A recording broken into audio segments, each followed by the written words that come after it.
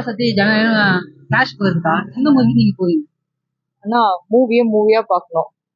இதா பார்க்க கூடாது. இவங்க அவங்க அப்படிலாம் எந்த மூவினாலுமே நம்ம பிடிச்சி தியேட்டர்ல போய் பார்க்கணும். அவ்வளவுதான். இவங்கனாலதான் அவங்கனாலதான் அப்படிலாம் இல்ல. எல்லாருமே ஒண்ணுதான். சிவகார்த்திகேயன் ஃபேன்ஸும் இருக்காங்க, விஜயனா ஃபேன்ஸும் இருக்காங்க. சோ 2 பேருக்குமே ஓகே தான். 2 பேர் வந்தாலும் ஓகே தான். ஃபர்ஸ்ட் பராசக்தி ஒரு டேட் வச்சாங்க. Okay. ஆமா 2 பேரும் இது பண்ற மாதிரி ஒரு டேட் வந்து கொடுத்திருக்காங்க. எங்களுக்கு எதுனாலும் ஓகே தானா. ஏன்னா தளபதியோடது லாஸ்ட் மூவி இது. மோஸ்ட் ஆஃப் தி எல்லா பீப்புளும் என்ன சொல்லுவாங்கன்னா இததான் எக்ஸ்பெக்ட் பண்ணுவாங்க. தளபதி இது பார்க்கணும், ஜனநாயகம் பார்க்கணும் தான் எக்ஸ்பெக்ட் பண்ணுவாங்க. ஏன்னா அதுக்கப்புறம் தளபதி நடிக்க தளபதி நடிக்க மாட்டாருல்ல. மாட்டாரு. 2026 எலெக்ஷன் வரனால தளபதி வந்துருவாரு.